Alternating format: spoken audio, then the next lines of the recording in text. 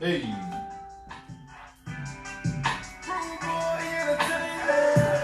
I just wanna chill and vibe.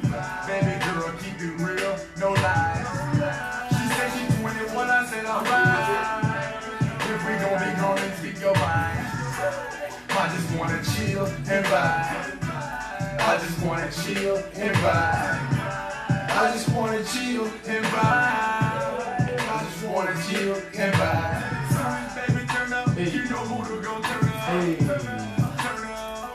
Go turn up. Baby, turn up. You know who to go turn up. Go turn up.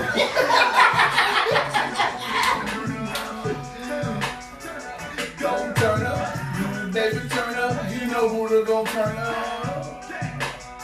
Let's start the show. Only good vibes. Hey, Only good vibes. let's start the show. Come on, Ma. Come on, Pops. Turn up. Turn up. Turn up. Turn up. Yeah. What's good, Sippas? This is your boy Buddha, and over there is the lovely Baby. And we coming to you live with another rendition of Simply in Conversation with Buddha and Baby. See, to my immediate left, I have two distinguished gentlemen Woo. here to address the people. Tell them who he is. I go first. I'm Eric. Here to help out. You know, what's good, Sippas? Sip, sip, easy E. Oh, See, now I feel all left out because I don't have a country accent. oh, my bad. Bring your swag in. Bring that I have the swag. swag, but I don't have the country accent. I can't just manufacture it. You know what I mean? I can't just buy one. Nah, me, son. Nah, I mean, son. Nah, I mean, yeah. There you go. Now I feel I'm on home. Okay. Yeah, but I'm Chad Murray, president of Your Credit Coach. I teach people how to build their credit, help people to build their credit, and my focus is taking people to home ownership. I'm also a mortgage banker, so yeah.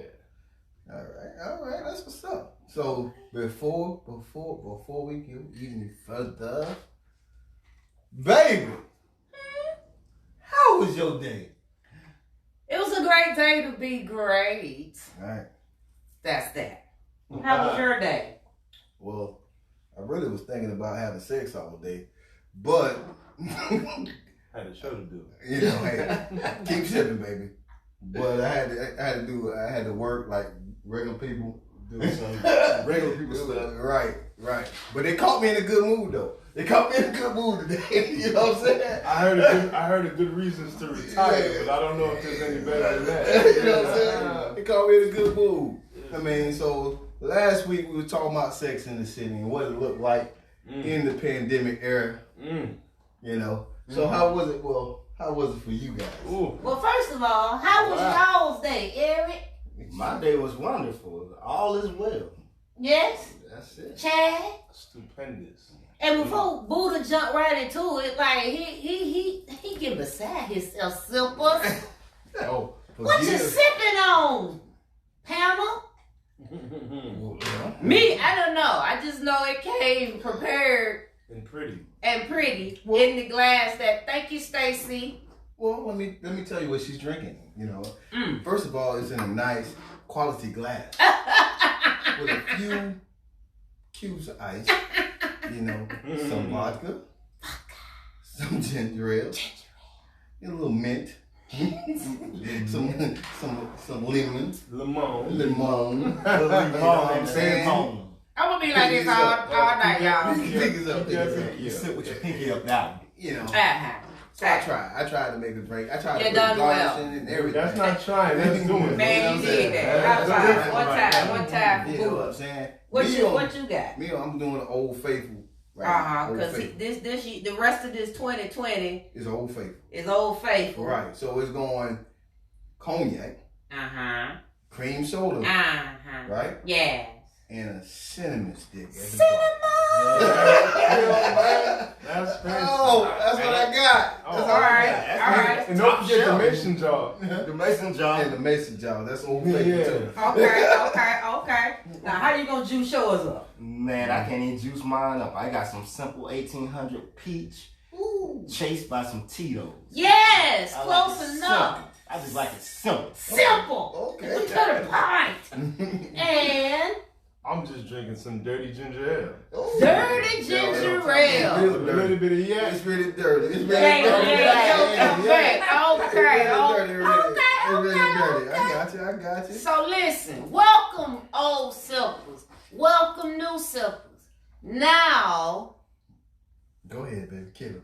you are telling us how was your day and what you're sipping on. You know how it goes. Drop it down low. Drop it down low. What's up, Rick Arnell? Ooh. In the voice of your boy. And everybody coming in. We have with us Eric and Chad. And in case you didn't know, because I didn't really do a lot of pre-posting because I wanted it to just be like pow. We are on part 3 of our financial literacy. And why we chose to go part 3 with it, one, because there's never going to be enough of information that you can get about financial literacy. And we closed out self-awareness, a 6-week series about self-awareness. So what's the next step beyond self-awareness? Self-improvement.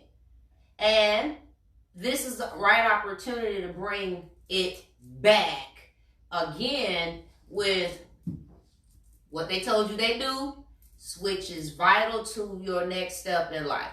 However, last week we talked about Sex in the City, and what are your thoughts on that? Oh, man. Woo-hoo. So we talking about Sex in the City during the pandemic? Just whatever come to mind. Whatever comes to your mind, you know. Hey, Sex in the City, all right. Just keep your mask on. Keep your both on. Both of them. Mask up. What say ye? Well, truth be told, I think that it was like a blessing in disguise, not for me personally. But when you think about it, it was an opportunity for a lot of people to get to know a lot of people a lot more closely. You can't really hide when you can't go nowhere.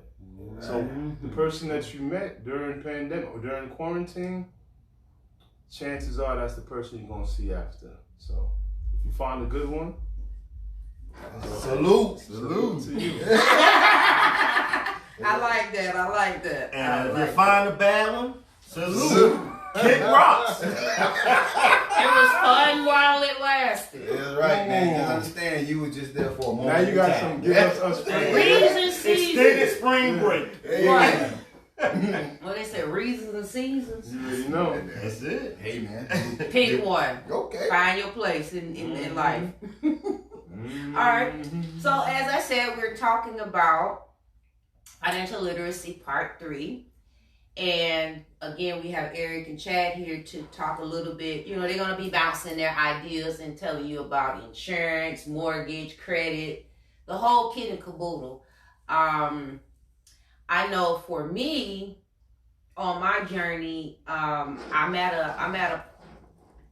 a pivoting point because I gotta go and kind of get some things cleaned up again.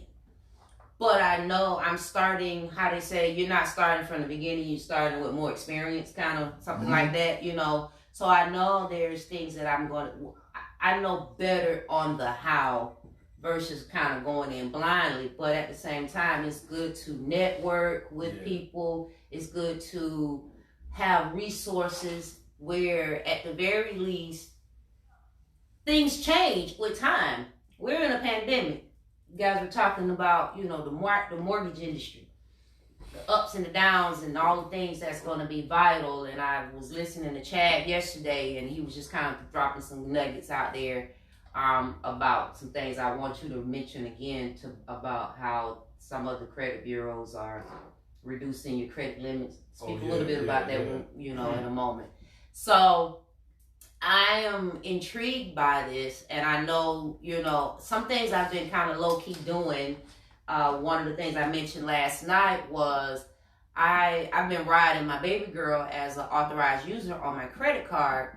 One, because when you know better, you do better. I didn't have that opportunity with my older two, and I'm sorry, I love y'all. Your mama love y'all, for real though. But she was trying to find her way, so she just wasn't in a position to, you know, to do these things and do it maturely, you know, and responsibly. So now when you know better, you do better. I've been riding baby girl since she probably about 15 or 16, and she'll turn 18 in November. So she has a start, a better start than I ever imagined to have. And with all of the knowledge, I am flooding her with it. You know what I mean? And so those are that's one of the little small things I'm doing to try to better prepare her future, and, you know, with her financial future, I should say. One, credit is very important until they say it's not. It's always going to be. It's super important. It's close to money, having money in your in your hand. So that's just one of the little things that I'm doing. You know, I do run my annual credit report, and now they're doing it where you can get it more than just once a year from all the bureaus. You know, I don't think they give you the actual score, but that's fine. But at least it gives you an opportunity to know what's on your credit, so you know if you got stuff and where to begin. So you take it to someone, you know, one of these gentlemen or someone they can refer you to, and they'll say, okay, this is where you start. Especially because they'll probably say, hey, when was the last time you ran your credit, you know? And then you be like, what's credit, you know? So, I ran my debit card, you know, like, no, fool, not debit card, credit, but yeah, you know what I mean, jokey joke. But I'm just saying, those are just small things I know I do personally, and I know that it's time for me to reevaluate some things, and, you know, if I want to see something different. I want to buy a house, but I also rather buy land, so I'm kind of torn. Only because I don't want to be putting 30 years. I know it's a good investment for my future, you know, but I'd rather give something a little bit more substantial than a house that they could end up selling. They could sell land, but they could most likely get more value out of the land than a value out of a house. So that's me. All right, baby. I'm real. I'm gonna keep it short and sweet. Cause I gotta let these professionals work the room. You dig it? So hey, listen. For me, when I think of, we go back to this financial literacy thing and knowing what to do. I'm a novice in this thing, and let me tell you like this. But it's common sense to me, right? It's real common sense to me. You know, when growing up, they say knowledge is power, right? But knowledge with money is powerful. Ooh, I love that. I need a pen. Okay. Knowledge is power. But knowledge with money is powerful. Somebody please put that in the comments. Please. Because at the end of the that day, right there is gold. Because at the end of the day, you know, take it, man. It's all yours. Thank you, sir. Alley-oop.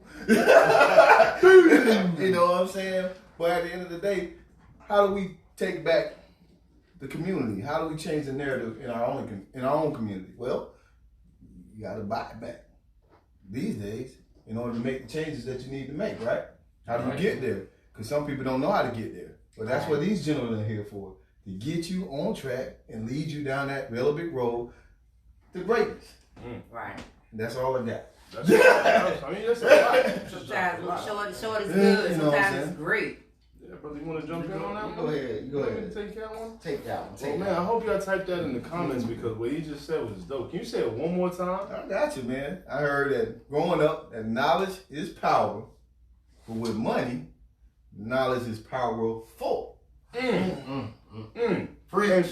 And the thing about it is that, like, I think that there's pretty much three things that we have to keep in mind as we go about our journey, our financial journeys, right? First thing, and this is to me the most important thing, you give yourself grace. Nobody taught us this stuff. Nobody took the time to say, hey, you know what I mean? Like, if you get a credit card, pay it back. Like, think about how basic that is. You didn't learn that in 7th grade. You didn't learn that in 11th grade. You didn't learn that in 13th grade. You went to community college. Hell, they just started. You know what I mean? Right, exactly. So give yourself grace, man, because you're not designed to win. They didn't design this game for you to win. Nor me, nor anybody here. But it really comes down to number 2 at that point, which is a commitment and persistence. Like, you're gonna come across no's, you're gonna come across denials, you're gonna come across scenarios that are gonna make you want to put your head back into the sand. But what I could tell you is that, like, from experience, I've been there, right, where things were great and then they weren't. And it's all about that. It's the roller coaster of life. But you got to remember that as you go through this journey, it's not about you. Like, where you are right now, you could take yourself to a level, but you know what I mean? Unless you really go for it, you're going to be where you are, and it's all right. It's about your kids. It's about their kids. It's about your nieces, nephews, the neighbors' kids. They're watching you, fam. They're watching you, and what you do is going to make all the difference. So just because nobody taught you, and this is number 3, what you learn, it's important that you teach going forward. What you have, it's important that you give going forward. What you earn, it's important that you help somebody to learn going forward. And I'm going to give you a perfect example. Baby just spoke about how her daughter is now an authorized user on her credit card. This is free game, and this is, you know what I mean? Like, this is heavy stuff. If you've worked to build your credit up, and now you have credit cards that you paid on time, you keep your balances low, bless your children by adding them as authorized users. Because as soon as they come into the credit game, they're going to come in a step above you. We didn't have that we didn't know. You didn't know. So forgive yourself, give yourself grace, be committed to your journey. If you're trying to buy a house, a mortgage broker's no don't mean nothing. A realtor's no don't mean nothing. A seller's no means nothing, because there's a house waiting for you. As long as you're committed and persistent on getting to that goal. And make sure that what you do, your children see, and make sure that they learn the right thing. Because, I come from an era where parents put children on, light bills to make sure to keep the lights on, right? Yeah. And we say that's bad parenting, but that's right. But you can say that's bad parenting, but unless you've been in that situation, when you need the lights now, I don't judge it. It's just a part of our history. It's a part of the story once you've actually overcome it. And as long as you make up your mind to do it, it's done. So, that's just my 2 cents. All right, I guess it's on my turn. Get it. Get loose. Take a sip, man. I get a little loose. I'm just gonna piggyback off what Chad said. He's right. You just gotta, and what Baby was saying, if you know better, do better. Mm-hmm. We as a community, and this is people of color, that's African American, any non-whites, we were set back. Racist. Yeah, I talk about my people. Yeah. We were dealt a short hand from the start due to the way the system was set up against our parents and grandparents. Right. There was a predatory lending and redlining and all these different things that was set in place to hold us back. So now that we got our foot and hand in the game, we got to take advantage of these opportunities that's out there. So when you look at the credit situation, you gotta take it upon yourself, because they don't teach this stuff in school, which they should. That should be part of your life management classes. Yeah, when was the last time you seen somebody in a lab coat? Other than the doctor's office, never. Then they teach you biology and all these other things. That's it. Not bad thing, but I'm just saying. Yeah, but they don't teach it in school, so we got to teach it on our own. We got to learn at home. With the internet, you got to get out and understand how credit works, how you establish it, what causes you to fall behind.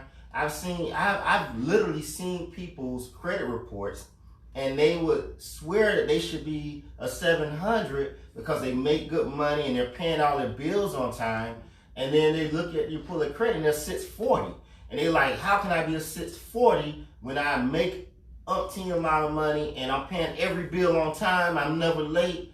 Well, your usage is off. That's 35% of your credit score. You're supposed to use 30% of the balance. And if you got a $1,000 credit card and you owe $950 on it, that actually hurts your credit. Mm-hmm. They want you to only use $300 of that $1,000. Right. That's how you keep your credit score up. We got to understand that these are the little nitbits and nuggets that we may not know or no one told us about. And we got to use that. We got to instill that in our kids. We got to instill that amongst each other so that we can grow. And if you want to own a home or want some land or want to open a business, first thing you got to do is put that financial plan into place. Right. Get a financial plan. You got to plan this thing out. You can't just go, I want a house, and it's going to magically appear. Because I tried it. Nah. It didn't work. Yeah, I want a house. I want a house. It didn't work. It didn't work. But, you know, thank God through learning and pitfalls and potholes that I stumbled and bumbled my way through, now I'm getting myself in a position where I can buy the house of my dreams. Not the house that they're going to sell me, the house that I want to buy. There is a difference between buying something and being sold something. When you go somewhere, you're sold because you're getting what they tell you you can get. Right. Getting what they When get. you go somewhere, you buy something, you're buying what you want because you can get it. Right. And a lot of people got to understand that. I don't want to be sold anything. I want to buy everything. Hey. So, And that's where I'm at. You know, I know right now in the position where I'm in, I talked to Chad a couple times. You know, I'm working on my debt to income ratio, and I have student loans. However, I'm not in default, thankfully. I was fortunate enough about 4 or 5 years ago to get in the loan forgiveness program. Genius. And it was trust me, the information is there, but it's not easy to maneuver to get in. Not at all. No. Which is sad because it's not just sad, but it's by design, Queen. Right.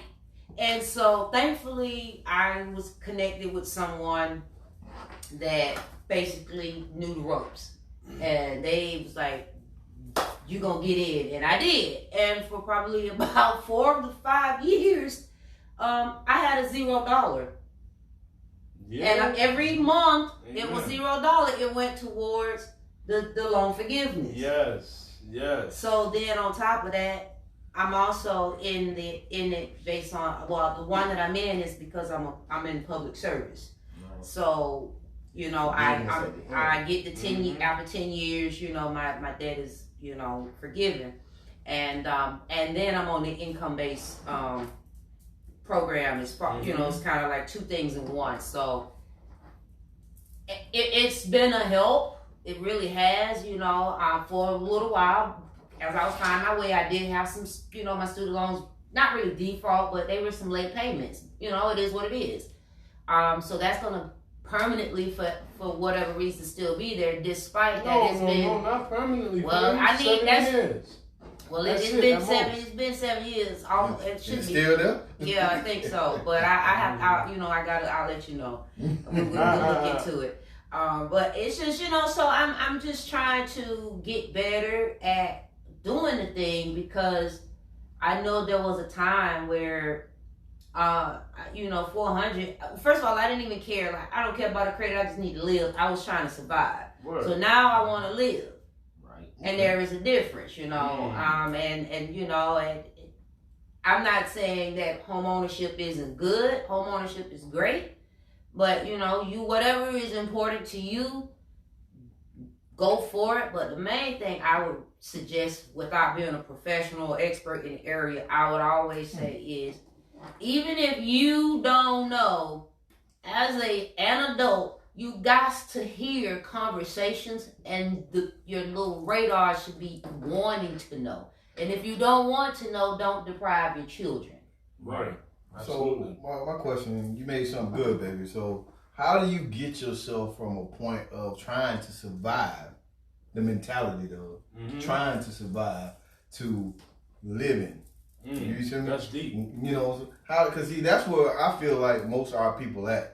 Word. You know what I'm saying? We just trying to survive. Yeah. Not knowing that they already have the resources to live. You know what I'm saying? A lot of it, I think, is embarrassment.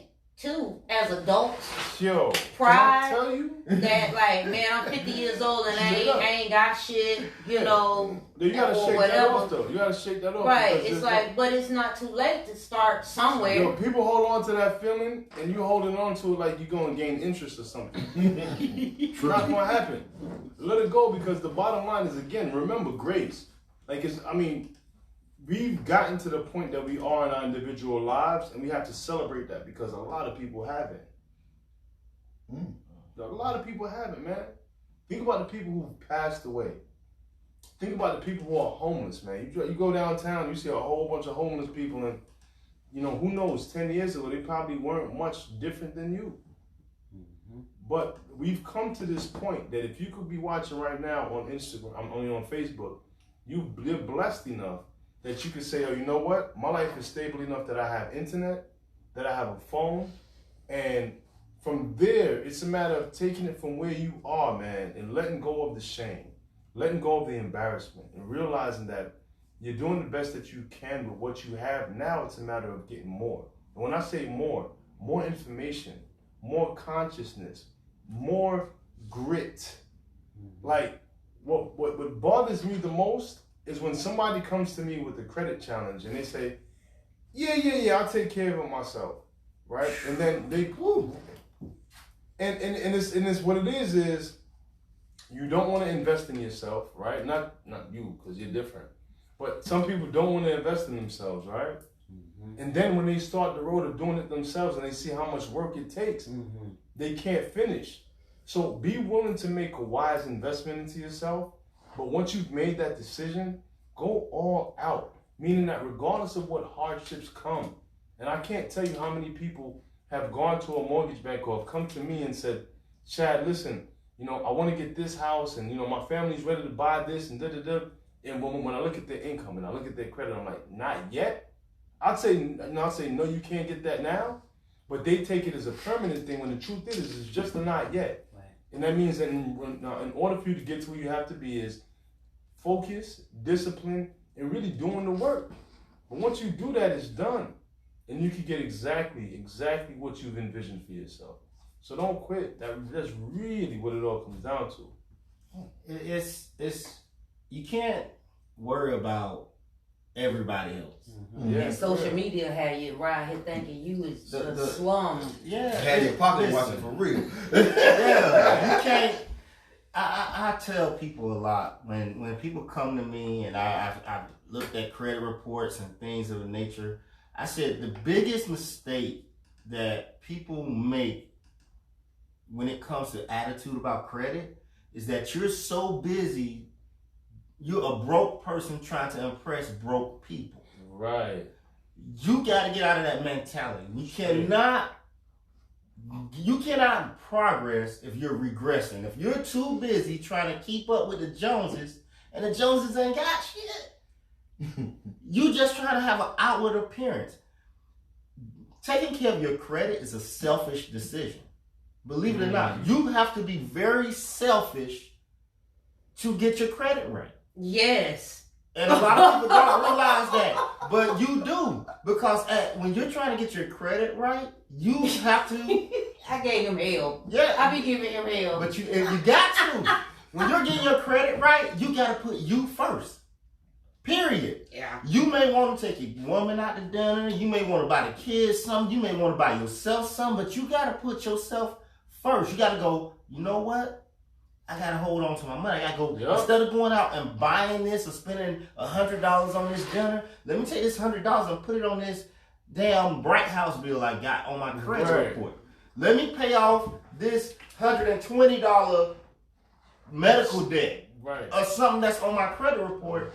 That's a selfish decision. You got to, hey, listen, I want to take you out. I love to take you out to Eddie V's or Ruth Chris or something, but goddamn this week, I'm paying the bill off my credit.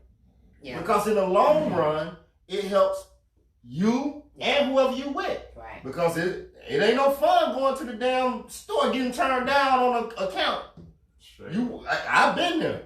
Right. I've been standing there looking at that dude in his face, and he looking at me like, get the hell out of here, broke dude. You heard what I said. You heard? No. You heard what I said. I ain't gonna say it. I've been there. Right. You know, you want to shoot up the joint because Yeah, you mad. They told you, you know, you need a couch and rooms to go telling you you're going to have to come up with all this money at the right now. We ain't got zero financing for 2 years for you. You know, so building your credit is a very selfish decision, but it's one that it has a great reward at the end. Yeah. And if you're willing to do that and understand, a lot of people always, like Chad say, they say, well, I'll handle it myself. You've been handling it your whole damn life. Look where you at. Right. Obviously, you're not handling it. Oh, I have people tell me, I don't need credit, I'll just buy it with cash. You know what? I tell people every day, cash is king. No doubt, cash is king. But credit is queen. Yeah. Right. You know? And they go together. You might think you got cash to do everything you want, but it's gonna come a point in your time where your credit gonna have to stand on its own. Right. And at that point, you know, it's all about that. Hold on.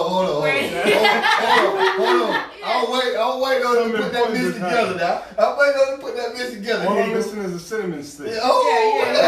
that's it. Though. He always turn them on. I'm glad you did that. I'm glad you did. I wrote in my book that cash is king, but credit is the kingdom.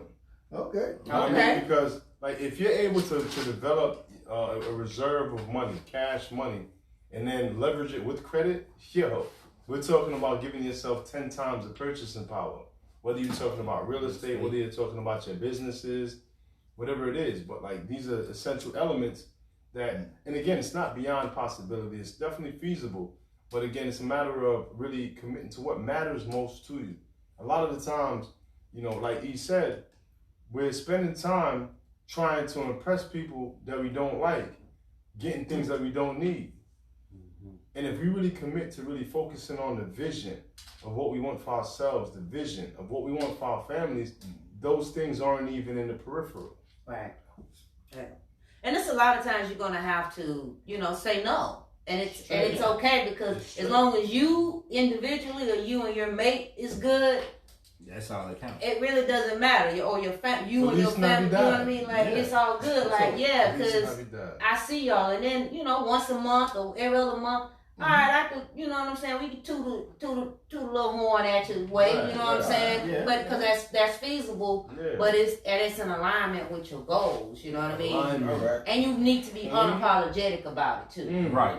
But one thing I wanted you to talk about, I want to back to what I was saying. I was saying earlier about the credit with the bureaus, because that was interesting. Yeah. That they're reducing credit limits. So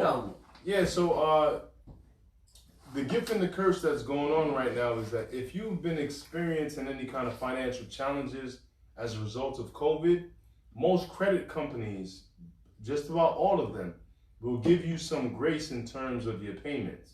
They won't report a late payment if you communicate with them. Now, you have to be able to reach out to them, communicate with them. But once you do that, it won't show up on your credit report. But what's happening with a lot of credit card companies, if you say, hey, listen, COVID hit me on my head, I'm not going to be able to pay, can I push my payments back to October, November, what have you?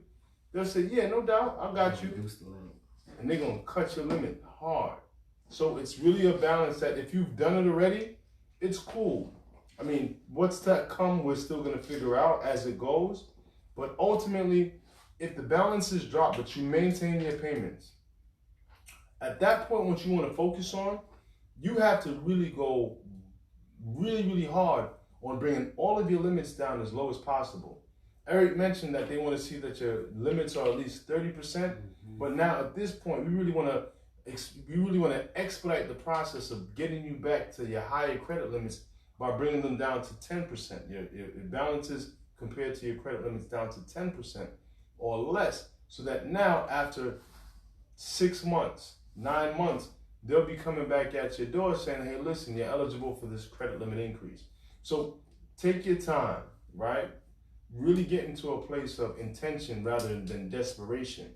Because as long as you just live in hand and mouth, you can't really eat until something drops in. But if you're in a position that you have your goal and you have your vision focused in terms of where you want to be, whether it's home ownership, whether it's just getting a better credit score, regardless of what comes, just stay focused on the principles Make your payments on time. Keep your balances low. So even if they do reduce your limits, in due time, with your good habits that you've developed, you'll be back in the game in no time. And another thing, like when you're looking at your credit cards or any account that's a credit account, don't take that grace period as, oh, I got time to pay the bill. Word. The grace period is your evil friend. Right. It's your friend, but It's It's that bad influence friend. That friend that when you go out Yeah. and you say, all right, I'm drunk, I'm good. They push forward, drink. Let's do shots. Let's take a shot. That's the grace period. Understand that. That's funny. That you need to pay before the due date. Don't only use that grace period if you got to use it. Right. Get in the habit of paying the bill before the due date. I had to learn and teach this to myself. I'm trying to pay my bills now 3 to 5 days before the due date. That way I'm in a cycle paying before my due date. And believe it or not, it always seems like when you're paying before your due date, it seems like you got a longer time to pay the bill. Right. Like if the bill's due on the 10th, I try to pay it by the 5th. Yeah. At the latest, the 8th. Yo, what's the due date anyway, right? It's an arbitrary date that they say that, you gotta make a payment by. Right. If you set it in your head that, like E said, you want to pay 3 to 5 days ahead, there's no difference in your life. None. Not one. Because if the due date was 3 to 5 days sooner, you figure it out. Yeah. Just readjust. And let me tell you another little tidbit that you may not know because you're utilizing them grace periods or, well, I'm going to get it at my next paycheck. Look at how your interest is charged on your accounts. A lot of these interest rates are charging by the day. So when you are paying late, you're paying more money to interest, which don't do nothing for you. Just puts money in that company's pocket. You're paying more money. It takes money from you. Yeah. So you're paying more towards interest. That's why, if you look at loans, like I do personal loans, and we do a lot of subprime lending. When banks are telling people no, they're coming into our office, we're giving them loans, and we charge state max rates. Now, no, we're not charging about 100 or 200 or 300%, but you're getting 16, 17, 27, 30% interest. And some of these people's interest is $5.50 a day. Is what is going in towards interest. So when they make their payment, they go, well, how much went the principal and how much went the balance to interest? Okay, so you paid your bill 5 days late, and your $100 payment. Okay, so $27 went to principal, and the other $73 went to interest. And you owe thousands of dollars. You're never gonna get that bill paid off. That's why when you pay payments on loans and this, that you're looking at, you like, damn, I just paid them, $100, or I just paid them this amount, and it's not reflecting on that balance because you're paying late. You're waiting to due dates to make payments. Don't wait till the due date to make the payment. Pay the bill with your check in front of the due date. Yeah. And then recover on the back end with your next check.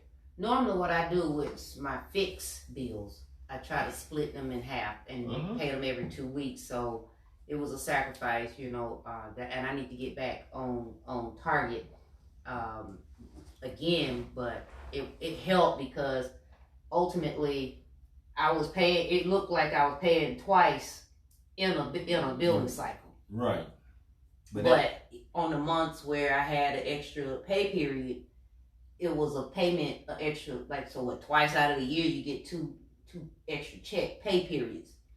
So instead of me withholding it, I'm letting it go to whatever my normal payment is. I let it go in. It may just be a half of the one payment, but it's still an extra $200 that's going in on that bill. Straight. That's one of the little things I be listening. It makes a big difference. So I want to break this down to the basic, as basic as we can be, right? So we're talking about if you go ahead and get this credit and how you do it. So what if you already established some badass credit, right? and you don't That have was a bad credit. it's already bad. That's like backwards right there. It's already established that your already credit is bad. Man, It's you already know, bad. everybody know. I done fucked this up. Good. So the restart. So here we go. Like you don't know how to. We don't know. You wouldn't know how To get out the hole. get out the hole. So what do you do as a person who already has bad credit and they're trying to figure out how to get out this hole? Now we've already talked about the being selfish, you know, holding it, you know, coming up with a plan and sticking with it. You know, that's a mentality thing. But if they don't have that mentality already built in them, where do they go next? You see what I'm saying? Yo, so I'm gonna tell you something. Some of the best advice that I got was during the recession. It had to be like 2010 when I used to do mortgages and I had a mortgage company with like 100 people. And then one day it stopped. Like one day it literally just stopped. So I have all of these expenses that didn't stop. And it came to a point that like in 2011, 2012, I eventually ran out of money. And I'm still getting these letters from all of these creditors. And I was, it was really, really getting to me because I took pride in making all my payments on time. So I called my cousin. I'm like, yo, bro, I'm bugging out, man. I don't know what to do. He said, yo, listen, just don't open your mail.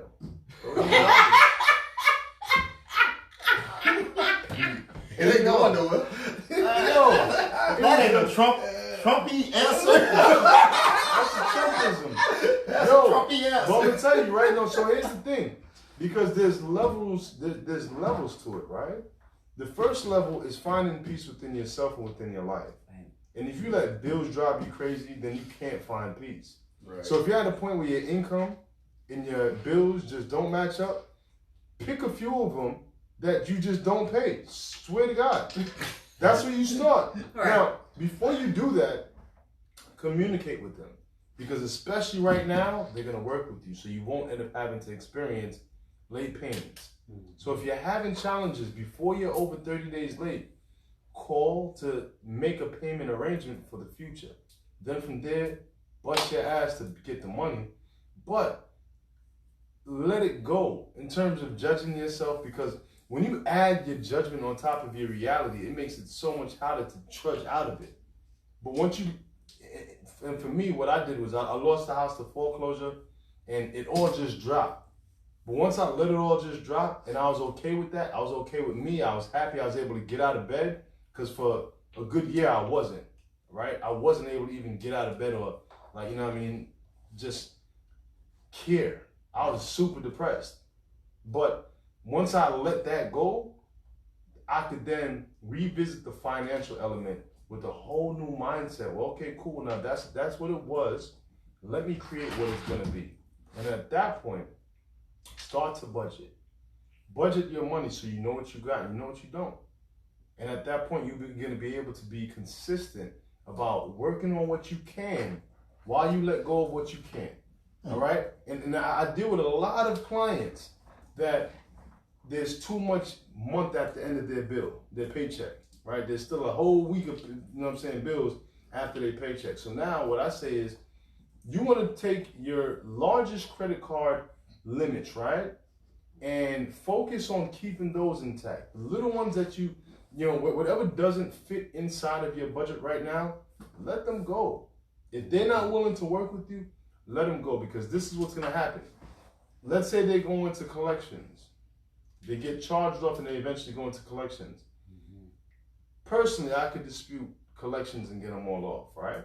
So you would have that initial negative hit on your credit, then you have another negative hit on your credit, which would take about 8 months to get to, maybe more. But at that point, you remove the negative things, and what's left? The positive things that you were able to maintain, the things that you were able to pay.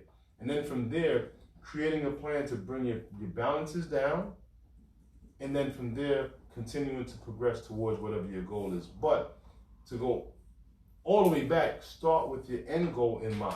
That's where you start, right? So you might have to let go of some things, but then be intentional about going after what you can and then going further than that. But give yourself, I'm telling you, being able to find that peace within yourself and realizing that your credit score is just a conversation about where you've been. It doesn't tell me who you are. So when I hear you speak, Chad, I want to say it a different way. I like what you said. But I want to say, be honest with yourself. Straight. Because at the end of the day, you could have, if you, started out making $100,000, then for some odd reason it fell down. Right. Now you're making $50,000, but you still got a $100,000 mindset. Lifestyle. You know what I'm saying? You need to be real life. You gotta truly be honest with yourself. Better learn to cook. That's it. Let me intervene here. One of the ways that I advise people, because as a lot of people know, I do insurance and a financial retirement planning and things of that nature. And a part of that is getting someone together and making a financial picture, paint a financial picture for them for their life and their goals. When it comes to getting out of that hole, what I always tell people to do is similar to what Chad was saying in reality. I know it sounded crazy when he said don't pay bills, but it sounds crazy. But the truth of the matter is you do pick, for instance, credit cards with the higher limits. Those are the ones you want to take care of immediately. But more importantly, the ones that you let go, small limits, small debts, clear them shits up. Right. No reason that you should let I always tell people, and I hit them with this honestly, and I'm on the phone with them doing loans, and I talk to them in person at their kitchen tables. If I look at your credit report and you have a credit card or a bill or some kind of account on there that's less than $100, I ask you, why you got this on there? And they say, well, man, I never got around paying it. It's less than $100. Take $100 or $50 or whatever it is out of a paycheck, pay this shit off. Just, hey, I don't want to pay this. Boom. And to even go a step further, when you do, as Chad said, don't open that mail, let that shit go. There is a technique to doing that. Yeah. When you don't open that mail, you don't call them. After you call them and try to work something out, they don't work with you. Don't call their ass no more. Don't talk to them no more. Don't, for real. Yeah. Let them hit your credit report. Let them hit it for 3. Yeah. Let them hit it for 3 months, and then call them up and do a settlement. Just hit them with, hey, yeah, I got this $500 balance on this card. Y'all done put it on my credit report. I got $250 right now. But it got to go to the collection agency. Let it go to collection. If it's on a collections agency, if you got a collection agency calling you, them your fucking friends. Believe it or not, they're your friends because the collection agency buy accounts, believe it or not, roughly at, on average, a dime to the dollar. So your $4,000 apartment rental eviction bill that the collection agency got, they paid $400 for that. You could, no, actually they paid about $40 for it, to be honest with you. Wow. Offer them bastards $400 and they will take it and clear it off. And it's simple as saying, hey, I got $400 right now. I will pay you $400 to clear this up. Right now. They will take it. And can I just... They'll take it. Boom. Ask for a pay for deletion. Ask to pay and have it deleted. Right? So don't send $1, don't make an agreement, don't confirm it's even you. Say, hey, I saw this on my credit report. I don't know where it came from. Don't say, yeah, I know I messed up. No. Pull a shaggy. It wasn't me, but it's on my credit. What can we do? If I pay this, can we get it removed from our report? Try that first because it works more than it should. And they will always take the money. These businesses are in the business of making money. They're not in the business of dinging your credit. That's just a way of them forcing you to give them money. So you gotta know, again, it just comes back to knowing how the credit situation works, knowing how to paint a financial picture, knowing how to take the steps to obtain the goals in that financial picture. That's why I spend a lot of time with people when they start talking about what they want, their goals in life. If someone comes to me and say, Eric, man, I just want to be straight. what can you do? Yeah. Well, the truth of the matter is I can't do shit for you to be straight. Go to Honestly. church. Go to church and pray. Now, if you want me to tell you how to be a little bit better financially, I can do that. But it's a reasonable and reality of goals. Because if you are not having realistic goals, ain't shit I can do for you. Right. Because Absolutely. let me give y'all a bit of advice. If you make $40,000, $50,000, $60,000, don't jump your ass into a $500,000 house. Right. That's out of your jumping out of it. You're gonna be jumping out of it. Right. Listen, I was told this a long time ago, and it's still true today. You jump your ass into debt, but you gotta walk your ass out of it. You can't just jump. It's not an overnight thing. It's not an overnight fix. So if you go out there and you making $50,000 a year and you decide, oh, I'm gonna buy a house and the Lord bless you to get you into a program and you got no down payment and you jump out there and the banks sucker you in. They say, oh yeah, we'll approve you for a $350,000 home. And you go out there and get that $350,000 home and now you got a big old nice house that you ain't got no furniture in. You can't repair it when it breaks. You struggling to pay the mortgage on. Right. You got to choose between groceries and light bills. Yeah. You jumped your ass into a sinking ship. You about to jump out of it or drown. Yeah. It's the truth. Know your limits. Have reasonable expectations. Be honest with yourself. So, Yeah. Some of the sippers got some questions. I think they got some good ones too. There you go. Two things I want to ask you. One is repeating their question, which is, are you guys financial planners? And I forgot my second one, but are you guys financial planners? Not at all. I'm not a financial planner. My background is when I was 19. I had a rough year at college, and then they didn't invite me back. So when I went home, They didn't invite him back. they didn't invite me back. That's a nice way to say it. Right. You know, That's a nice way to say it. right. You know what I mean? I got it. I was like a good 2-year-old, a nice kid, look cute, but 2 years old, you know.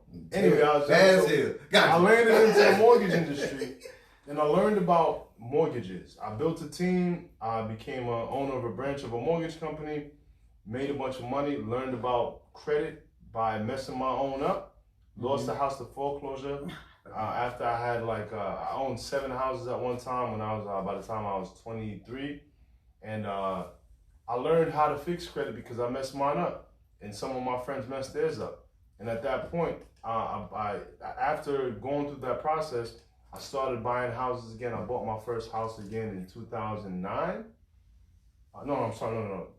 2000. I bought my first house again in 2015, right? So I had to restart, and I built myself back up, and now I own properties in 2 states, and I'm looking for a third. Okay. Cool. Well, I'm not a CFP, even though I flirt around and I keep getting told, hey, just take the test, take the test, take the test. I'm a financial consultant. I'm licensed with the state as an insurance agent. We sit down, we do. Insurance agents are basically the first step into financial advisors. I'm in a process of, I'm debating taking my Series 6 and Series 66 licensing exam, which allows me to actually call myself a financial advisor. I work hand in hand with financial advisors. We sit down together. We go over people's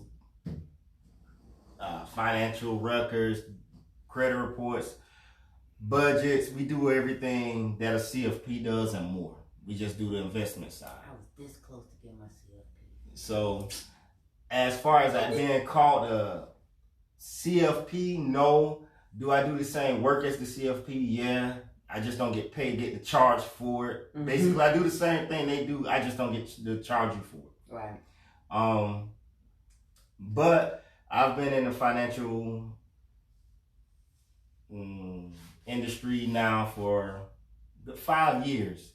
So, retirement planning, college planning, I do all that. I do protection, which is insurance. I've done credit repair program. I was president of a credit repair company, and currently I'm doing personal loans with the company. So, yeah. You got the That's experience. a long ass resume. Yeah. Hey, All I that's do good. is So use it's well rounded. I'm gonna start his own goddamn. Basically, I'm ready to start my own shit. Y'all crazy. All right, so this question Slash. here, and it also it jogged my memory of what my question was. They asked about how do you dispute negative credit reportings. However, when you say this, I want you to also mention, because nobody never really mentions it, that you got to deal with IRS with the money that you don't have to pay now, because it's called unearned income or something like that. So the money that you no longer have as debt, you get a nice little, they may settle it and all so forth, but then you get a little letter from the IRS saying that you basically have unearned income or something. I forget. It's a 1099. Right. They want tax. And they want it right. So you can actually address that if you call to settle. If you call to settle, you could address that and say, hey, listen, this isn't my debt, so I'm only going to agree to it if you agree not to actually hit me with any kind of a judgment or a deficiency that's going to have me pay additional taxes on this money. They will do that, especially if it's a collection agency, because they didn't carry all the debt. They just paid the, you know what I'm saying, the $400 for your $4,000 debt. So be willing to ask questions and be willing to make demands when you're settling your debt, including to not have that additional tax burden levied on you, because it is something that you would have to face. Because they don't tell you that. They don't tell you that part. Yeah, the easiest way to avoid the tax burden is to deal with collection agencies. Believe it or not, if you deal with the actual creditor, that's where you're gonna get hanky panky because they're carrying the debt. Okay. And that's where that's savings. They charge it off. Charge it off is like a loss. Loss. And that loss is your loss. Yeah, it comes back to you, hunt you. So if you deal with it, that's why I was telling people let it go 3 months. Don't talk to them, let it go 3 months. Let it get into a credit agency report. Once it's in that collections agency, all right, baby, because they didn't carry the debt. They bought the account. Right. And once they buy the account, now I can settle with them and get it taken off of my credit report. And then how long after? Okay, so now, because of course it's gonna hit your credit. You in the collections. You got, they do the, so now you gotta wait, about 6 months, 6 months. So, because once you pay it off, you gotta kind of wait a little bit so that it can clean itself. The best way to do is ask questions. But what are the questions? The question to ask is, how often do you report to the credit bureaus? Got it. Because if they report monthly, you got a 30-day wait. If they say we report every 6 months, you got a 6 month wait. Because every company's different. A lot of them, like they report monthly, they're getting it out and get that letter for that deletion, that letter of deletion. Get that to come in. Yeah, get the paper. Get the paper. Sure, Don't give nobody money if they're not giving you something that says a zero balance and we're deleting this off your credit. If they're not doing that, they're not doing it. They're not doing it. Okay, y'all. That's tip 1. Next. Tip 2, ask the questions about how often do they report, okay, so that you know how soon, once you pay it, you get the letter first. And you shaggy them. Well, first, that's tip 3. Shaggy them. It wasn't me. It wasn't me. That's not even mine. Validate yourself. No. Okay? So if you got a moral compass, unmoral your compass. Let somebody else call. Let somebody else call on your behalf, because technically it's not him calling on your behalf. I'm sure Chad done faces, and if he has him with his company, he will.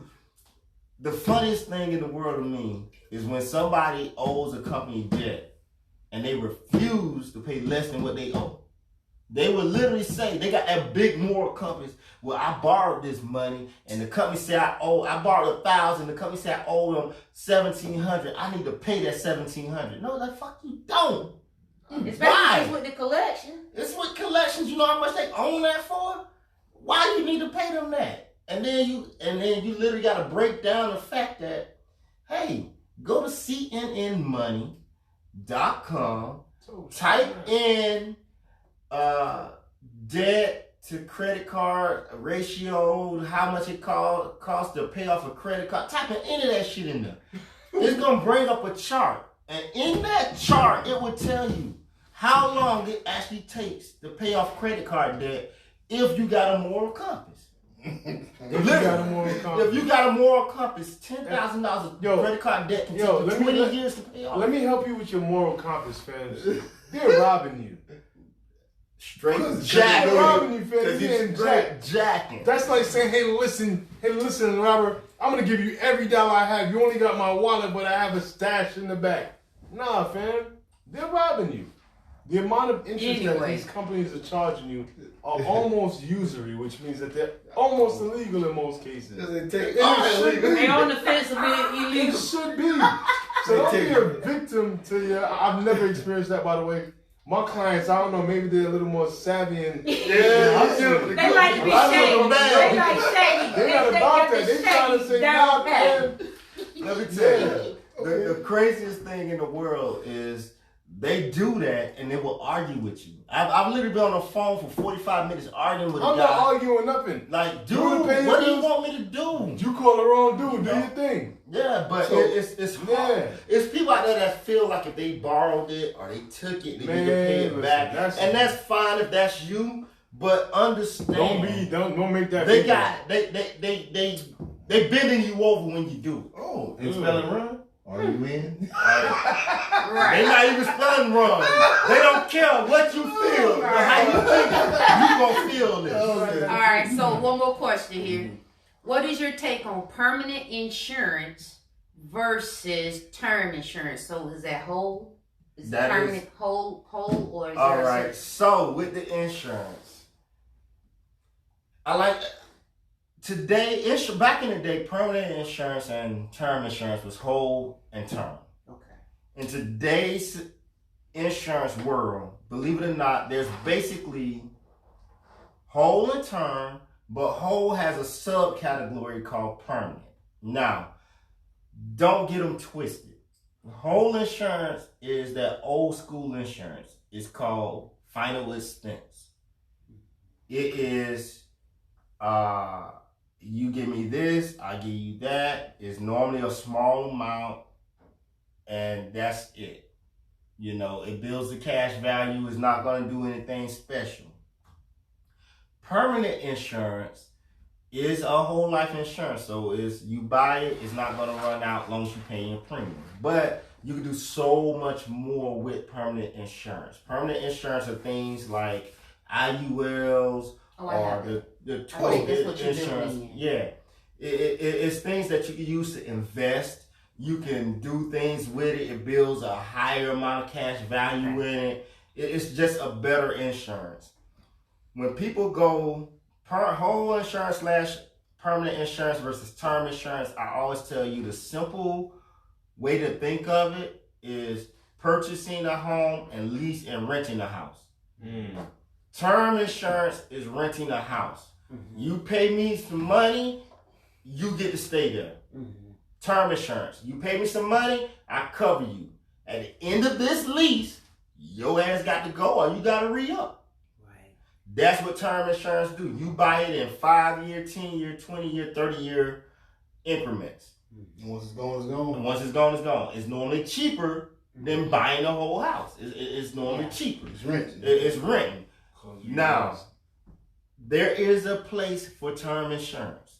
I know a lot of people like Dave Ramsey. Dave Ramsey don't know shit. He's not licensed in shit. Dave Ramsey knows some shit. Dave Ramsey is a great budgeter, but when it comes to insurance, he gives out some of the worst advice in the world because Dave Ramsey would tell you never buy whole life permanent insurance. And Dave Ramsey bought whole life permanent insurance. So he's telling you to do what he didn't do. Okay. Term insurance is great. It has its place. I advise people to buy term insurance and whole life and permanent insurance. Why? Because buy both of them. Okay. Now, here's the kicker. The younger you are is when you should be buying your permanent insurance. Yeah. Because You can get, at 18 years old, you can get a permanent insurance policy. That's $100,000 insurance policy that will last the rest of your life, and you can pay about $30 to $50, depending on the company and the policy, for the rest of your life. Never go up, never lose your insurance unless you stop paying them. Okay. Or you can wait till you goddamn 45 or 50, got your high blood pressure, Now you talking to you got your diabetes sitting in, and then that same $100,000 permanent insurance policy would cost you $150 or more. Same policy, just costing you more. So they upping the price Because you're you're getting older and you're gonna die soon. You're gonna die soon. Oh, okay. Okay. Term insurance, always cheaper, you get bigger increments. People like to buy $250,000, $500,000, $1 million worth of insurance, and it only costs them $20, $30, but it runs out. Yeah. Remember this. I always tell people, remember this. You can use your insurance to do other things. Yeah. So when you go out and buy insurance, don't look at Select Quote. Don't look at these commercials that say, hey, we'll find a path. That's great and all. Yeah. But sit down with an insurance agent and go through these policies and say, hey, man, listen, I want what best works for me. Right. In your younger years, even in your older years, you need to buy permanent insurance. I think everybody should have it because it's for life. You don't have to worry about it no more. The term comes into play if you plan on having a family, buying a house, having debt. Because this getting into another side of what I do is I teach people money has 3 phases. And a lot of people don't know this, but money has 3 phases. There's the accumulation phase, the distribution phase, and the protection phase. It's a triangle. Okay. And with this triangle, if you take any side away, it collapses on itself. No matter which side you take, it falls. Everybody always worries about accumulation. How I get my credit. How I get more money. I'm getting a better job. I'm making money. I'm buying this. I'm buying that. Creating assets. Creating this. And that's great. We want you to accumulate as much wealth as you can. Right. But with that wealth, with that responsibility, it comes some other things. Okay, Spider-Man. That's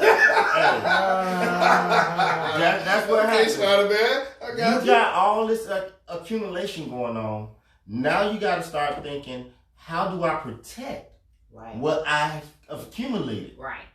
I went out and I bought my first house. It was a $150,000 home. Hell, I did good. Life been good to me. God been good to me. I prayed on it. I got that paid off. I want to buy a bigger house. I want to reinvest. So I bought a second home. It's a $350,000 home. I'm going to take my first home. I'm going to rent that out. It's a rental home now. I got some property under my belt. That's great. But you are your biggest asset. Right. You gotta protect yourself. You got to protect yourself.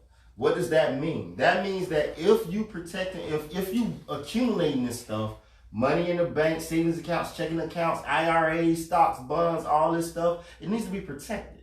Right. Because if something happens to you, they take that shit. If you build in this state, there's something called an estate tax. There's things that creditors, let me tell you, when people die, your debt doesn't die with you. It goes to your peoples. It transfers over to your descendants. Yeah.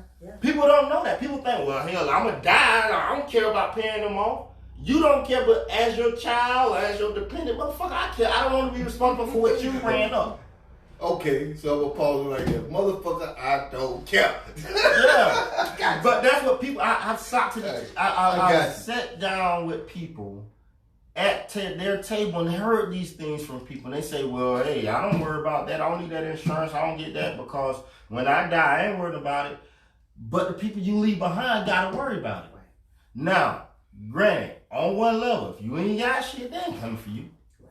But if you've actually lived your life and you've made those credit decisions and gotten your good credit and you went out and bought a nice house, you done went and invested in some stocks and some bonds, and you pass away, you don't want your kids and your legacy to be, I left them with nothing, and my family, my wife, and my kids got to move out of Windermere down to fucking the compound or the project somewhere because they had to downsize because I didn't leave anything to protect everything I bought them.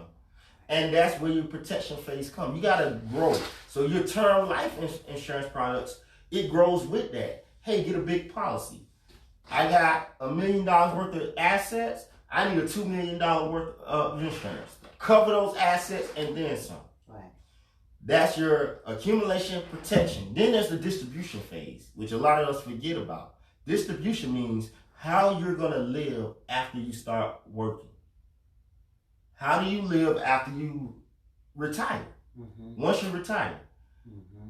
It's a damn shame that you spend 40 years of your life working only to get to retirement age and have to work the rest of your life. You are a slave to a job. You never lived a day in your life. Right. Because we all grow up, we get jobs at 15, 16 years old. We go through life. You buy houses, you get married, you have kids, you send them to college, you do this, you do that, you do this and do that. You get to 65, 66, 67, 68 years old. Say, God damn it, I'm tired of working. It's time to relax. And then you go to relax and you didn't prepare for the future because you didn't look at your distribution stage and your decisions when you were younger didn't provide for you. So now I bought a house, but when things break in it, I don't have enough income in my retirement age to be able to pay for that and keep my same standard of living. How do I compensate for that? That's your distribution phase of money. So that's how you gotta plan out your life. Right now, we're at the age of in your 30s and 40s. You're supposed to be starting to save for retirement when you was 18. Right. So we behind the eight Way ball. behind. And people go, hey, well, what about my 401k is good? Well, here's what I tell people. When you finish your 401k and you get off of a job and you work there for 25, 30 years and you look at your 401k and you leave that job making, let's say, $40,000 a year. Let's say you did good, $60,000. You make $60,000 a year, you retire. Your lifestyle has been budgeted on what? $60,000 a year. When you retire from that job, they decide your 401k is $600,000. You doing good. You're like, shit, I'm finna walk away $600,000. Guess what? That's 10 years. You retire at 65, at 75, your ass is broke. You better hope you die first, huh? It's die first. That's terrible. It's die first. Or what? On a drug addiction. Or you gotta downsize your lifestyle. Well, when I retire, I got dreams. When I retire, I want to buy RV. I want to travel across the country. I want to cruise the Mediterranean. I want to go to Hawaii when I want to. I want to take cruise to Alaska. Monopoly, B. B, yo. Someone go to park place, someone to hang out on water. I want to do all this stuff when I retire. When I retire, I want to do all that stuff. I do it naked.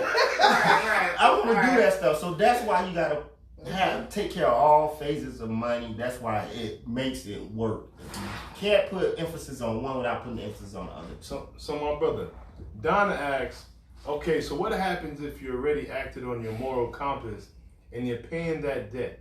Can you go back and change it? Damn, Don. It's too late. You already did it. Hey, I owe y'all 2,000. I'm gonna give you this 2,000. I got you. I want it. I thought about it. See, my mind. Damn, my mom couldn't sleep last night. You must have forgotten that part where they said this conversation is being recorded for quality and customers. They got it done. Got him. Unless you said it wasn't you. Right. And then you got there. No, that's why you shaggy. Ashley, you know, fuck it. Do it. Do what Chad say. Go. Fuck that meal. Go for it. Now. And then when they sell it to another collection agency, now you back on. But we don't want you to be that nigga with it. Marvin. Tell you something, brother. Just for further knowledge, don't set up that payment plan with your checking account. Tell them, motherfucker, I'm gonna pay you this one time, and you yell it so it's recorded loud. I'm gonna pay you one time on this account. And they charge you that one time. Don't let them do them bring, oh, he paying us this money. Oh, shit. no. You do it one time and make them call you, bill you every month. That way you can control how they do it. Cause they'll run your money, bro. Bro, they'll run that shit. Yeah, man, I'm gonna go out this night. Then you look at your account, that shit say zero. Overdraft. Who the hell happened? Who got it? Everybody. AT&T got you, bro. AT&T got you. So T-Mobile. what's the going number now to retire? They say it was $1 million. What they saying you should retire with now? On average. There is no real going number. Depends on your lifestyle choice. It depends on your lifestyle. Because if you're on a cat food diet, you can retire. But a lot less. Yeah. I'm in the news all day, You know what I'm every day. saying? All day.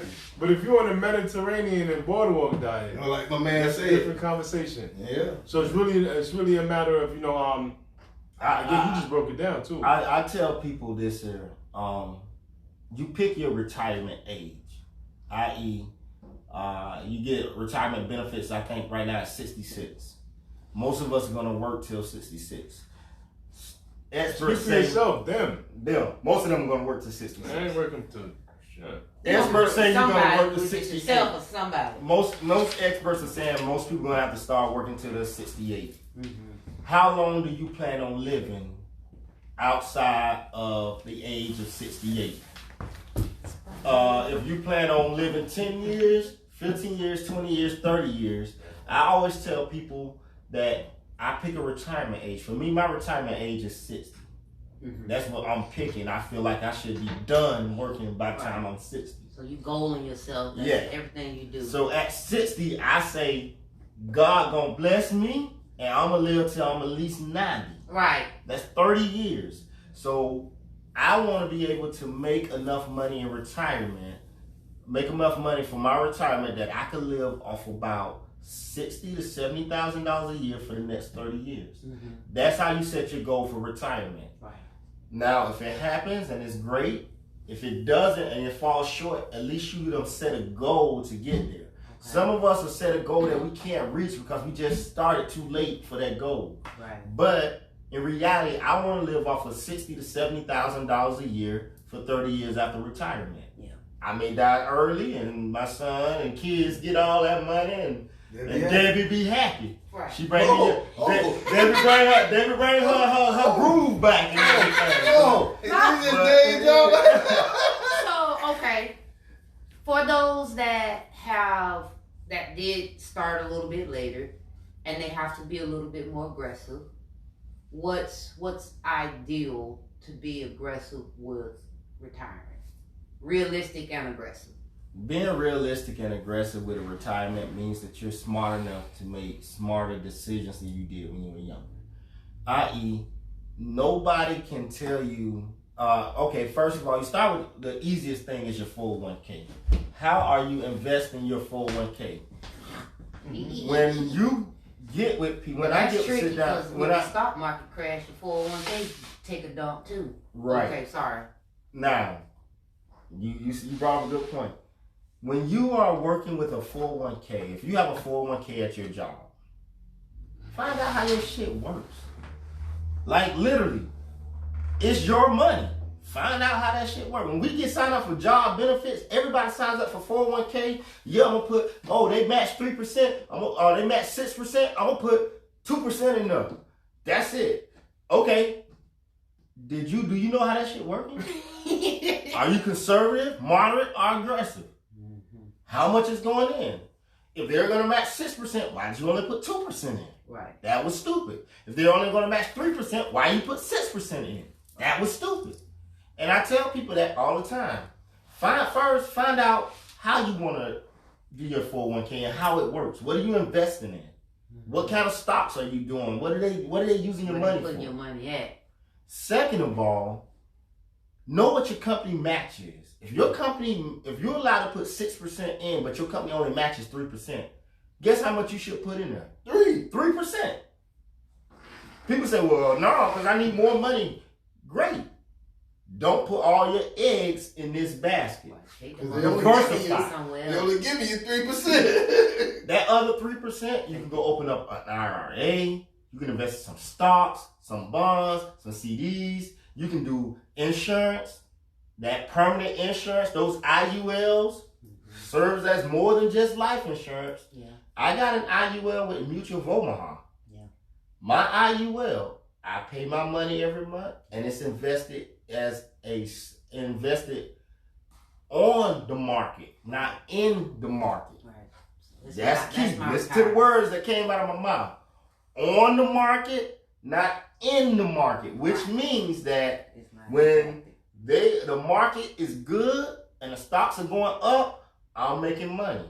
When the market is bad and it crashes, I got a floor. Yep. And I just sit there. And when the market decides it's going to come up again, I start making money again. So on the market. It's key. Not in the market. You can't have everything in the market, because when the market goes down, you lose. When the market comes back, you win. Yeah. It can go down and stay down for a year. Yeah. You can have a bad year. 2020 is a badass year. Yeah. Yeah. Like it or not, you losing money in your 401k by the end of this year. At the end, when they go through the year, the 12-month look, People done lost like 20,000 you already. lose. If everything you had was invested in that, how do you gain that back? Right. Simple math. If I got $100,000 401k and I got $100,000 IUL with an insurance company, and the market for the year does 25% gain, I gained 25%. So now I got $125,000 on both. If the market does a 25% loss, my 401k is down to $75,000. My IUL is still at 100. Right. If the next year does a 25% gain, my IUL is up to $125. You on back where you started. Your 401k isn't at $100,000. You gotta remember, you lost 25. It started off at $75,000. You're 25% of $75,000. You haven't even gained what you lost back. You're at somewhere around $89,000, $90,000. That's where you're at. That's the kind of things you got to know and kind of sit. That's why it's important to sit down with financial representatives and consultants and advisors to go through these types of things, so you know how this stuff works, so they can tell you how to diversify your portfolio. Got a question? They ain't gonna ask it, but I'm asking. One of you work for yourself. You don't work for the man. You work for so yourself. now you ain't accumulating that 401k like they would. You see what I'm saying? How do you tap in to what you're saying? You know what I'm saying? All the more reason to get Okay. that IUL, So right? You see what I'm saying? self-employed people, 1099s, people that don't have those 401k benefits. Mm-hmm. Business owners. My brothers and sisters, if you are a business owner, understand that you got to take that shit serious, because it's your life. I.e., if you own a business, don't live off your business. Invest in your business. You cannot have a business and it makes $50,000 and then you go live off a $50,000 lifestyle. Invest in that business. You got to put money back in that business, and part of that, putting it back in your business, is investing in your own future. What that means, if you are a small business owner, you own a business, buy yourself an IRA. Invest in some stocks.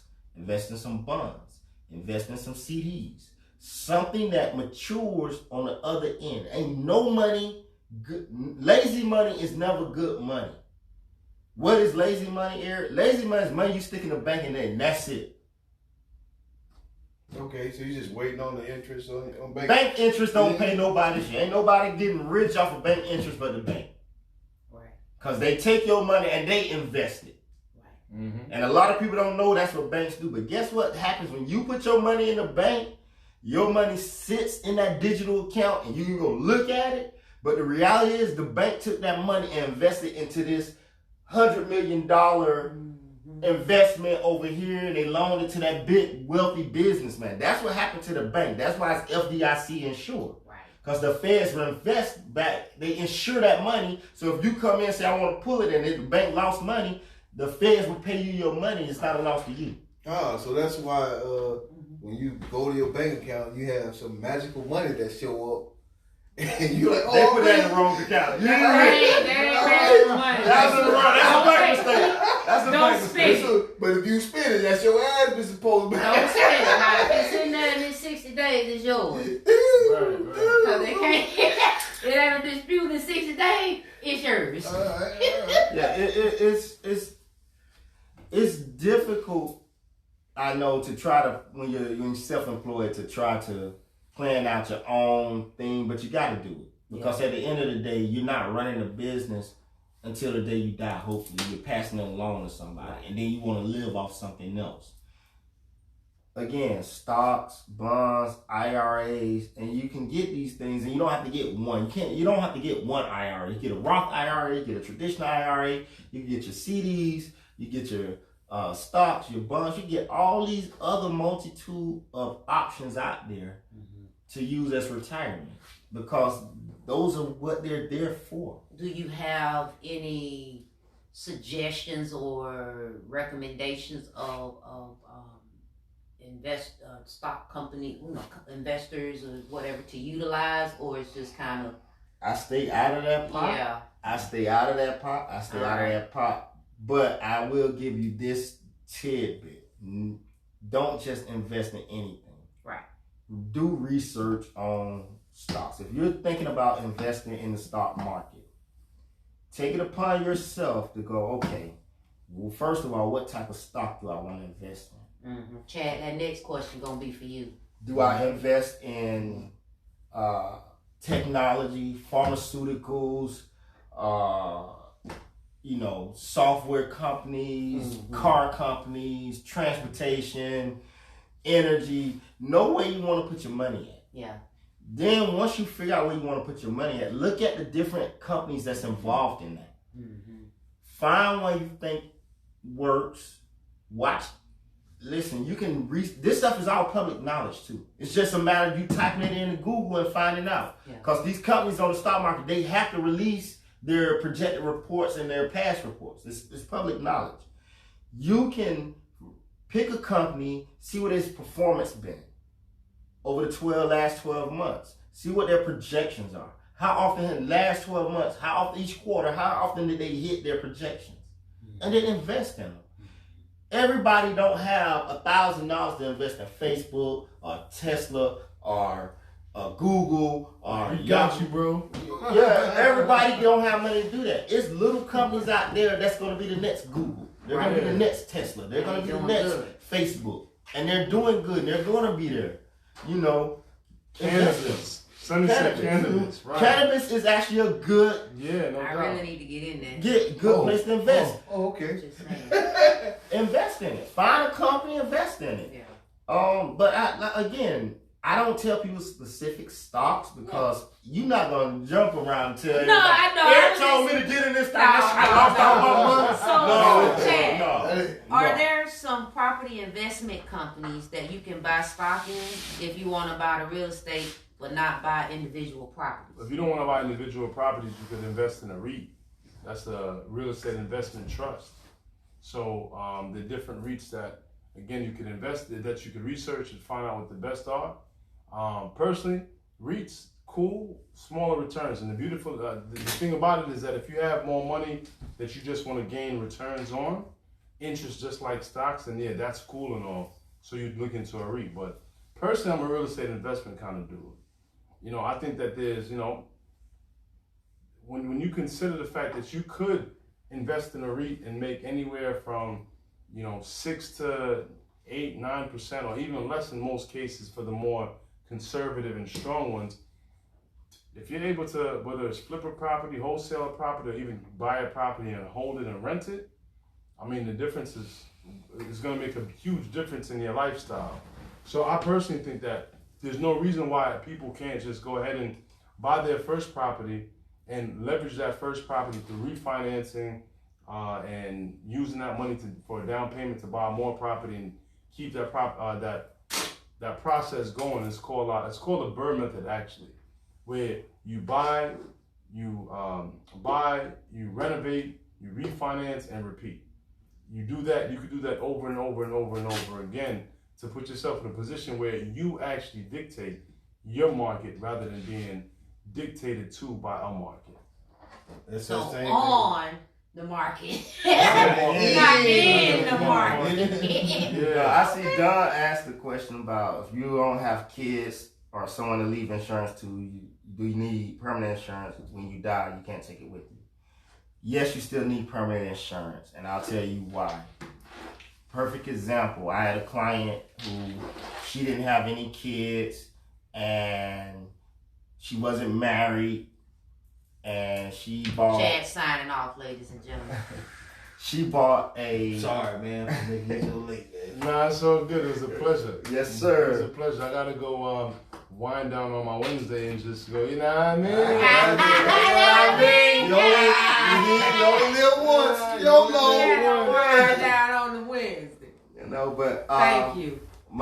This lady, she was a client for the company, and she took the advice of her financial representative and bought the permanent insurance when she was about, I think she was 30, 35 years old when she did it. Mm-hmm. Now she was about 60, just over 60 years old, and she was diagnosed with breast cancer. Mm-hmm.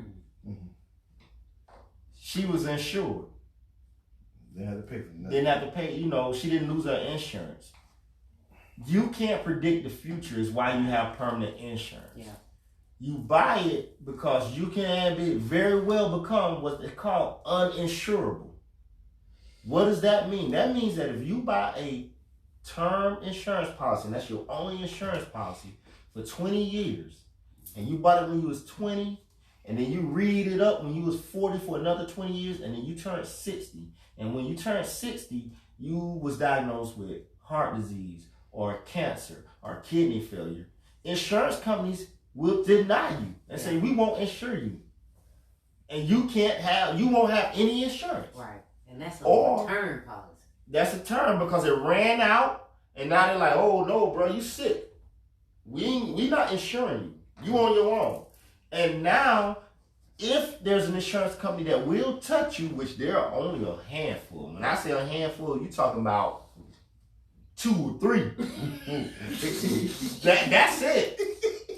That will touch you. Right. When they touch you, they touching the hell out of And you. then you pay. We talking about $600-700 a month, $600-700 a month for insurance Because they know. because you sick. Right. That's why you buy the permanent insurance while you're healthy and young, or well, or whatever you are. If you're 49, 50 years old, you still healthy, buy that Yeah. junk. Insurance would never be cheaper than it is today. Yeah. So yeah, you still need it, so you have it in case you get Right. sick. Right. You do develop cancer. You do develop a heart disease or rheumatoid arthritis or something, or kidney failure or something. Yeah. There's so many things out there Necessary evils. that can happen, and you can't predict the future. You always got to be protected. So And not that's why only you that, buy help it your even with family nobody. too, or At the end of the take day, care of some debt. At least it can cover some debt that you might It leave covers by. debt. It's a legacy. Right. What type of legacy do you leave?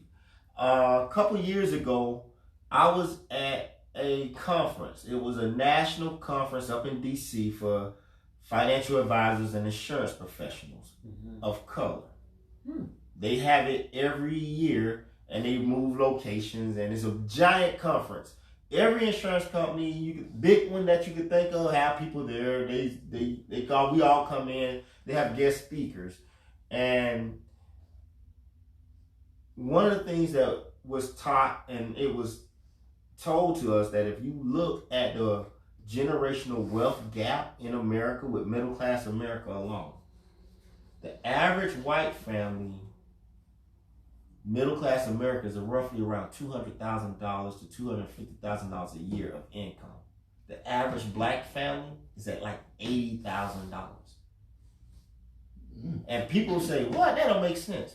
But think about this. If it's not true, think about how they do these laws and taxes and things. They say anybody making less than $350,000 got to pay more. Why?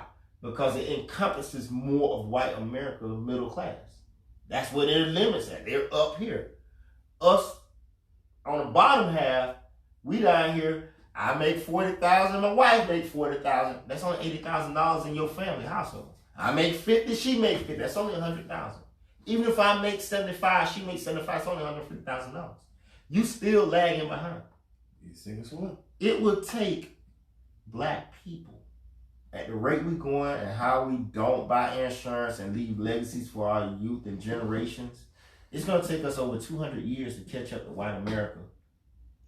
Middle class, medium income. Medium income. Medium income, where our medium income per household on average is at $250,000. They say it's going to take over 200 years to get there. Yeah. And the only way to make that quicker is if we, number one, make more money. But you see, we ain't making more money. They're not jumping out. They're not jumping out paying us more money. No. Or if we start taking things like insurance serious and leave these legacies. Stop thinking to ourselves, I'm not leaving this money for somebody else to live off of. Leave your kids money for college. Right. White kids go to college and it's paid for. Grandma died, her life insurance policy paid for. My dad put some money up. When I was born, they started me a college fund. And now I can go to college and it's paid for. When we die, we do what? Go get loans. Right. Loans that you be on your credit report for 35 years and you still ain't paid. I saw a lady credit report, literally she had $150,000 of student loan debt. This lady was paying in a loan consolidation program $16 a month. $16 a month. For how many years?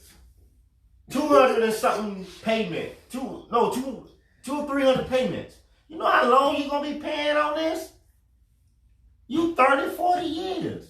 Yeah. You gonna be retired still paying a student loan. Yeah, I ain't doing it. I ain't doing it. Can't do that. Won't do that. So we gotta take that kind of stuff into consideration. I'm still vibrant. Right. Yeah. And you, to add on what you're saying, we get these tax returns, right?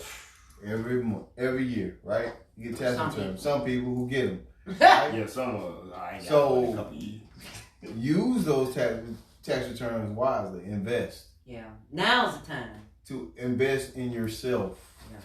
Instead of going out and buy that TV or a new car or, everything. If you can manage on what you were doing before that tax return, invest in your kids. As you say, put it up for them. Mm-hmm. Nothing makes me crazier than seeing black people in stores and Walmart on Black Friday. Oh! Like, why are you there every year on Black Friday fighting over a raggedy ass TV? Mm-hmm. Have you not noticed that the TV you bought last Black Friday is the one you're replacing this Black Friday?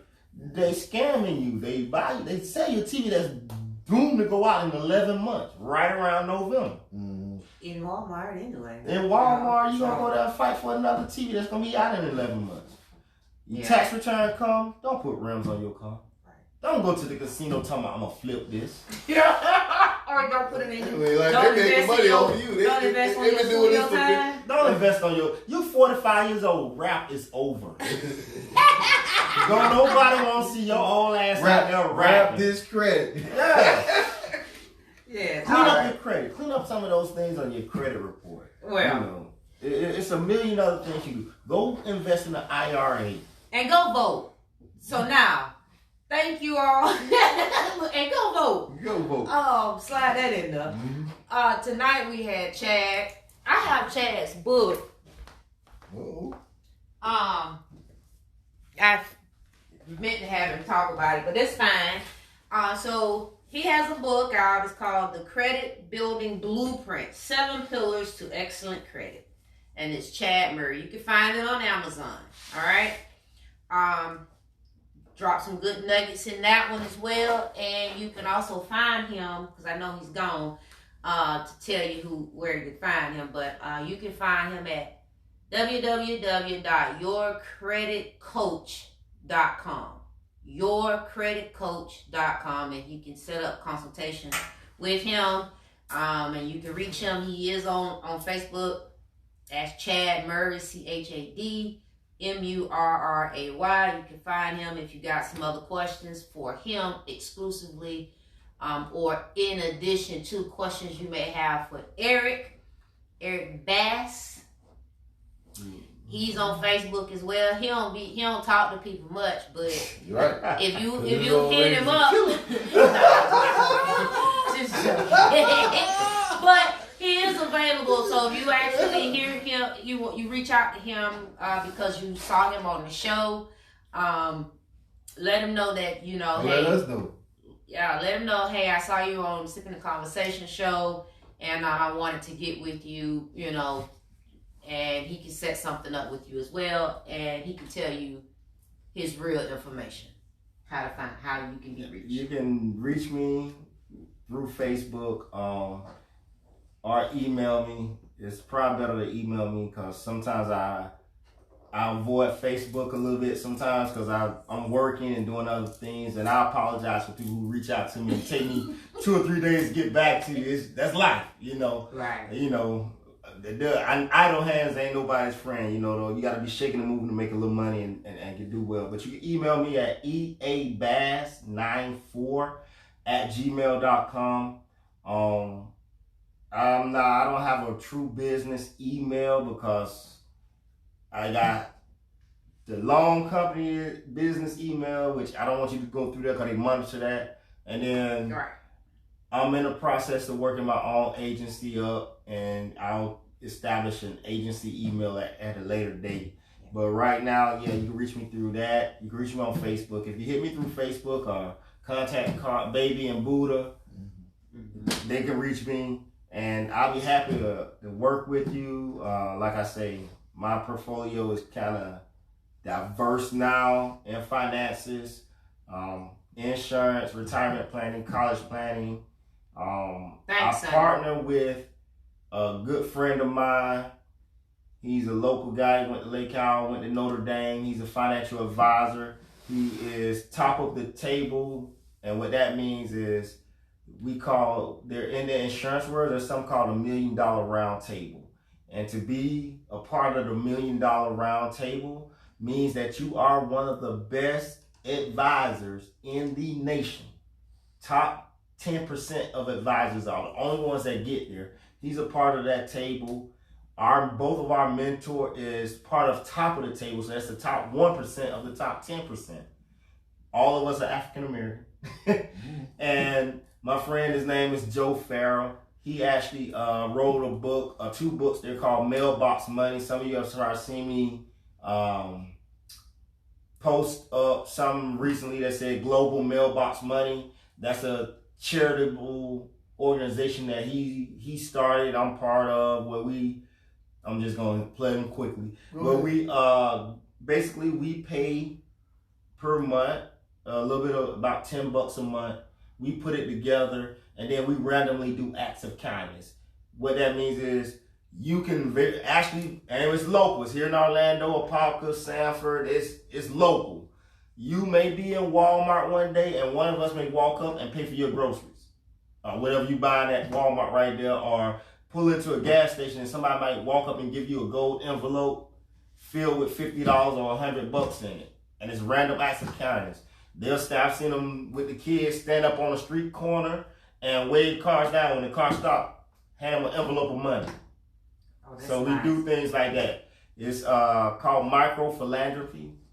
We're not millionaires, but it don't mean that just because we're not millionaires, we can't give back to people who need it and want it. And things of that nature. So thank y'all for having me. It's been my pleasure. Oh man, Anytime. He didn't mean to do that. No. It's cool because I know it's getting late. I gotta go to work tomorrow. I gotta go to work tonight. Well, thank you, Sippas, for tuning in. We just, there's never not enough of information that can be put out there. Mm-hmm. I'm sure you're gonna have a lot more questions, or you probably got questions that you didn't think about. So put them in the comments. Or you can DM us, or again, you have eabass94@gmail.com for Eric. And then you also have Chad. I put his web link, which is www.yourcreditcoach.com. And, same energy, same time next week. What? You know what I'm saying? You know how this go? What? Hey, man, it's all good. You ready for the music, baby? You got anything else? I ain't got nothing else. Nothing? They said everything. They said it all? They all said it right. all, man. This they show. Yeah, Thank y'all for coming. Good night. God bless. Yes.